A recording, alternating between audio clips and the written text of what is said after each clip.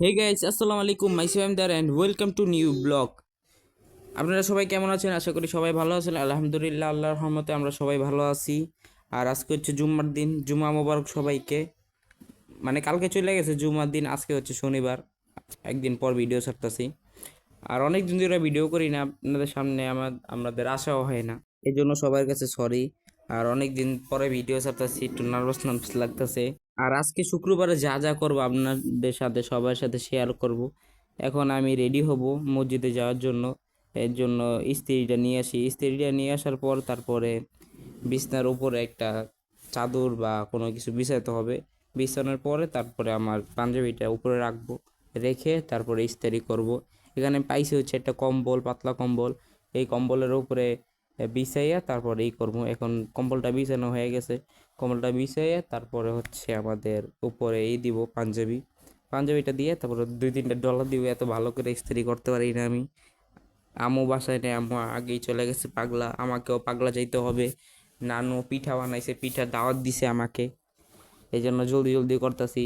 আর এখানে ফ্লাগটা নেই করে আমি আইসা পড়ছি। আমি দেখতেছি যে গরম হয়েছে কিনা, আবার এনে উল্টা করে রাখছে, আমি মনে করছি পুড়ে যেতেছে, আবার দেখতেছি যে গরম হয়েছে কিনা, দেখি পুরো ঠান্ডা। আমি কই, কিরে ইস্তারি নষ্ট হয়ে গেল নি? অনথি, আমি তো লাইটই জ্বলাইনি, মানে অনই করিনি। এবার দেখি অন হয়ে গেছে, একটু রাখবো। এটা নগদ হিট হয়ে যায়, একবার গরম হয়ে যায় অটোমেটিক। এই যে গরম হয়ে গেছে, পুরো হাতটা পুড়ে গেল। তারপর একটু প্রথমে একটু চেক করে নিতে হবে, নাইলে প্রথমেই ইয়ে দিলে সমস্যা, বেশি গরম হয়ে গেলে। দেখেন অনেক গরম হয়েছে, পুরো কম্বলও পুরো সোজা হয়ে গেছে। আর পাঞ্জাবিতে দিলে তো একবার সোজা হয়ে যাবে, একটু প্রথমে একটু চেক করে নিতে হয়, নাহলে মাঝে মাঝে কি ই ইস্ত্রি লাগিয়ে যায়, একবারে গরমের জন্য একবারে লাগিয়ে যায়। এই জন্য প্রথমে চেক করে নিলাম, চেক করে নিয়ে তারপরে এখন পাঞ্জাবির উপরে কয়েকটা ডলা দিব। ডলা মানে ইস্ত্রি করবো আর কি। ইস্ত্রি করতে থাকি আর আপনারা একটু দেখেন। আমি প্রথমবার ধরতে গেলে প্রথমবার ইস্ত্রি করতেছি, আমি কখনো ইস্ত্রি করে নিজে ইস্ত্রি করে জামা কাপড় পরি নাই, সবই আমার আম্মু করে দেয়। এখন আম্মু একটু নারায়ণগঞ্জ গেছে, মানে নানু বাসায় গেছে, এই জন্য আমার একটু ইস্ত্রি করতে হইতাছে। আর আমি বলতেছি যে কাম বেশি বেশি করে করতে হবে, কামের উপরে ওষুধ নাই। একদিন কাম করে উল্টে উল্টে আলাইতাছি, কথার কথা আর কি। এখন ইস্ত্রিটা করি সোজা করে, একবার টাইনা টাইনা সুন্দর করে ইস্ত্রি করতেছি, নাহলে জুম্মার দিন একটু সুন্দর করে যেতে হয়, এটা একটা সুন্নত।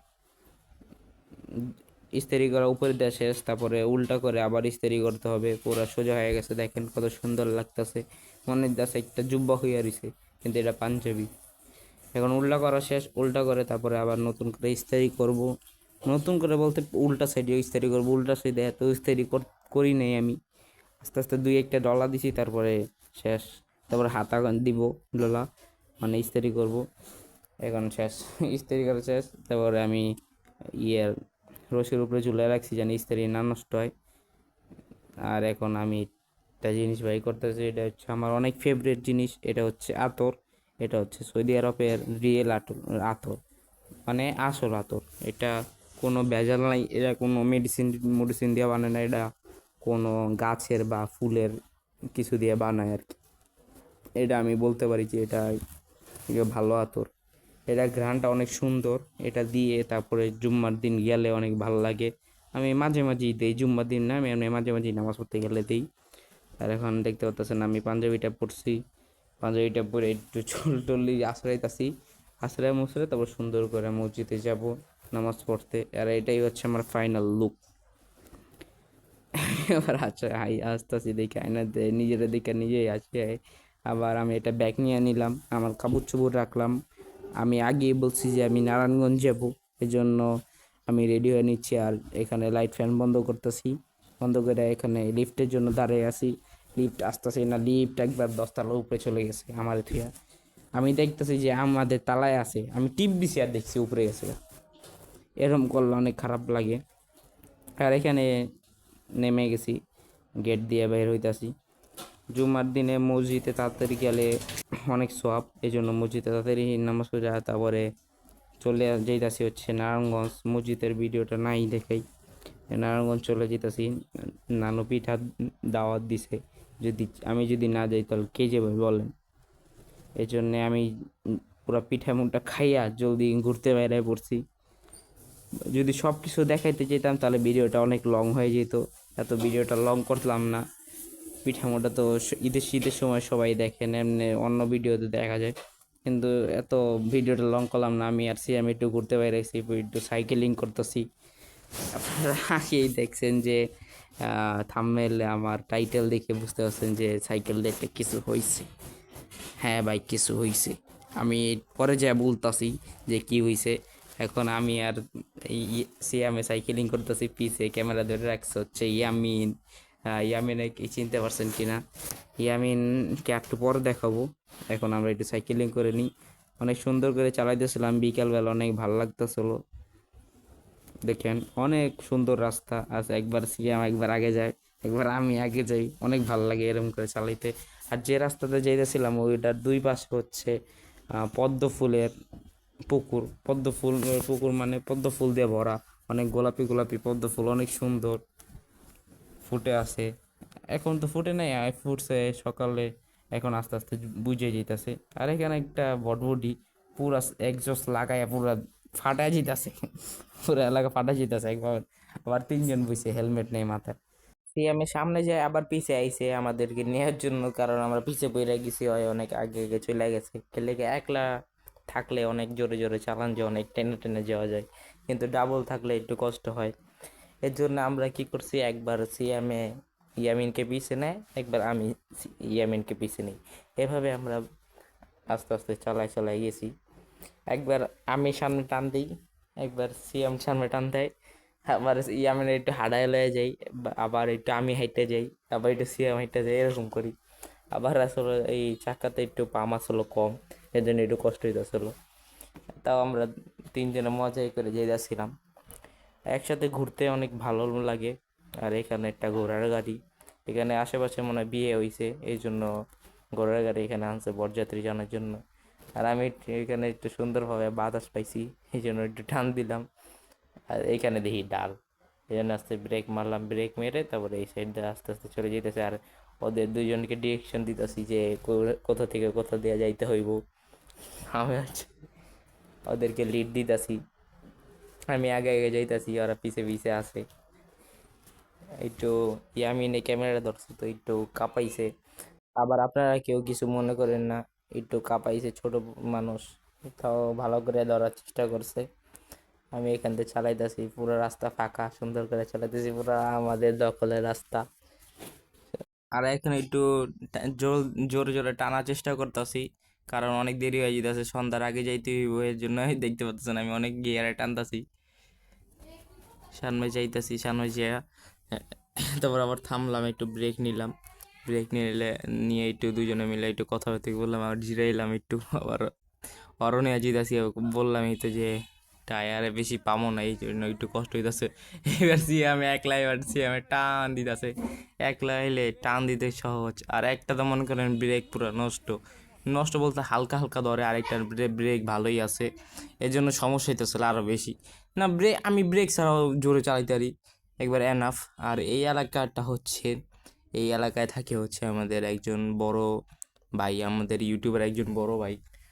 তার ইউটিউব চ্যানেলের নাম হচ্ছে রাফি অফিসিয়াল টিম, আবার তার ফেসবুক অ্যাকাউন্টের নাম রাফি অফিসিয়াল টিম। সে অনেক বড় একজন ইউটিউবার। তার সাথে দেখা করার জন্য আমরা এই এলাকায় আসছিলাম, কিন্তু কিন্তু তার সাথে দেখা হয় নাই। শুক্রবার রাফি ভাই একটু দূরে দূরে যায় ভিডিও করতে, আর এমনি এলাকায় করে সব সময়। আমরা মনে করছিলাম যে তার সাথে দেখা হইব, কিন্তু দেখা হয় নাই। একদিন দেখা হয়েছিল, এই সুবাদেই আমরা গেছিলাম যে সেখানে গেলেই হয়তো বা তার সাথে দেখা হইতে পারে। আর এখন অনেক কাঁপাকাঁপি হইতেছে, সবাই একটু ক্ষমার দৃষ্টিতে দেখবেন, কারণ আগেই তো বলছি ইয়ামিনে ধরছে ক্যামেরা, আমি ধরি নাই, এই জন্য একটু কাঁপাকাঁপি হইতেছে। আবার এখান দিয়ে একটু রাস্তাগুলো ভাঙ্গাচোরা, এই জন্য একটু কাঁপাকাঁপি একটু বেশি হইতেছে, আর এখন একটু স্টেবল হয়েছে। আর আমি সামনে আছি বা পিছে, আমি পিছেই আছি সম্ভবত। এখন সিএমএ টানতেছে আস্তে আস্তে আস্তে আস্তে, দুইজন টানলে একটু কষ্টই লাগে, এটা স্বাভাবিক, এটা বাস্তব কথা।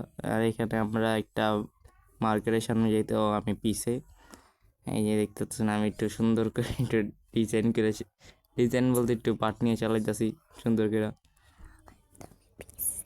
এখন আমরা একটা জায়গায় যাইতাছি, সেই জায়গাটার নাম হচ্ছে নদীর পার। নদীর পাড়ে যাইতাছি হচ্ছে আমাদের শাহীবাজার দিয়ে। শাহীবাজার প্রতি শুক্রবার একটা মেলা বসে, আমরা সেটাকে বলি রোহিঙ্গা মার্কেট। এটাকে রোহিঙ্গা মার্কেট বলার একটা কারণ আছে, আপনারা আবার কেউ খারাপ দৃষ্টিতে দেখবেন না। এখানে একটু ইয়ামিনে আসলো সামনে, এতক্ষণ আসে নাই, এখন আসলো। এটাতে রোহিঙ্গা মার্কেট বলার কারণ হচ্ছে এখানে এটা প্রচলিত কথা এই এলাকার সবার মুখে মুখে যে রোহিঙ্গা মার্কেট, রোহিঙ্গা মার্কেট। এখানে গরিব থেকে মধ্যবিত্ত থেকে বড় লোক পর্যন্ত সবাই আসে। এখানে অনেক কিছুই পাওয়া যায়, যাবতীয় কসমেটিক্স, মহিলাদের কাপড়, ছেলেদের কাপড়, বাচ্চাদের কাপড়, সব কিছু পাওয়া যায়। আবার খাবার তো আছেই, এখানে অনেক কিছু পাওয়া যায়। এখন আমরা এটা যাইতাছি হচ্ছে সামনে, এখান দিয়ে আস্তে আস্তে এখান থেকে শুরু হইতেছে দোকান, খাবারের দোকান থেকে শুরু হইতেছে। এই একটু সামনেই হচ্ছে রোহিঙ্গা মার্কেট, এই যে এখান থেকে শুরু হয়ে গেছে। দেখতে পাচ্ছেন কিছু কিছু দেখা যাইতেছে, সামনে গেলে ওই যে সামনে গেলে আরও কাপড়ের দোকান দেখা যাবে। আর এখানে আমি সামনে আসি, আর এখান দিয়া একটু রিক্সা টুস্কা তো, এখান দিয়ে মার্কেট, এখান থেকে রিক্সা টুস্কা কাইটটা কুইটটা যেতে হইতেছে, লেগে একটু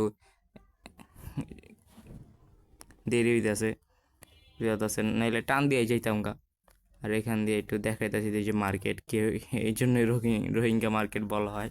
কেউ খারাপ দৃষ্টিতে দেখবেন না, এটা সবাই এখানে এটা প্রচলিত কথা আর কি। আমাদের পাগলা যারা যারা আছে তারা জানে আর কি, আপনারা জানেন না হয়তোবা। এখানে জ্যামে পড়ছি, আর এখানে কিছু ভাই ব্রাদারের সাথে দেখা হয়ে গেল, এখানে আমি আছি। আর সামনে ইয়ামিন আর সিয়াম। আমরা এখন যাইতেছি হচ্ছে নদীর পার, নদীর পাড়ে যেয়ে আপনাদের সাথে দেখা হচ্ছে। গো। আর এখন আমি একটু মোটো ব্লগিং শুরু করে দিয়েছি, দেখতে পাচ্ছেন আমার সামনে ক্যামেরাটা রেখে আমি মোটো ব্লগিং শুরু করে দিয়েছি। এটা আমার আপনারা বলতে পারেন যে আমার ক্যামেরা ধরছে কে, ক্যামেরা ধরছে হচ্ছে পিস থেকে ইয়ামিন। আর এখানে একটা অনেক উঁচা ঢালে উঠছি, উঁচা ঢালে ওঠার কারণে একটু কষ্ট হইতেছিল। আর এখানে চললেন কি দেশে নদীর পাড়ে, এই যে সামনে দিয়ে লঞ্চ যেতেছে, বরিশালের লঞ্চ, চাঁদপুরের লঞ্চ। আর ওই পারে হচ্ছে বসুন্ধরা অয়েল মিল, আর এই পার হচ্ছে পাগলা, ওই পার হচ্ছে বসুন্ধরা পানগাঁও। আর এখানে ইয়ামিন আছে, সিয়াম আছে। আমরা বাতাস খাইতেছি, নদীর বাতাসের মতন ঠান্ডা বাতাস আর কোনো জায়গায় নেই ভাই, আপনারা এটা মানতেই হইব সব সময়।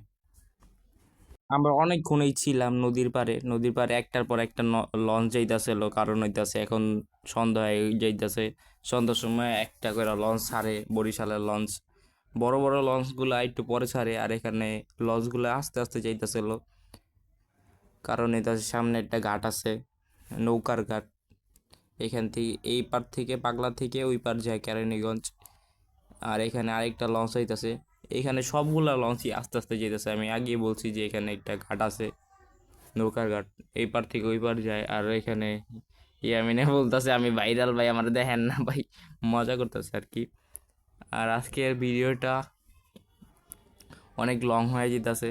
সবাই যারা যারা এই পর্যন্ত এই ভিডিওটা দেখছেন সবাইকে ধন্যবাদ।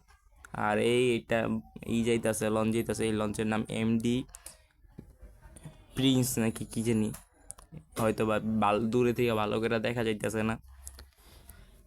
এখানে অনেক বালু ট্রাক, ইটের ট্রাক আছে, কারণ এখানে ইট বালু বিক্রি করানো হয়। আর এখানে নদীর পাড় থেকে চলে আসছি আমরা রুবেল ভাই রেস্টুরেন্টে। আর আজকের ভিডিওটা এই পর্যন্তই।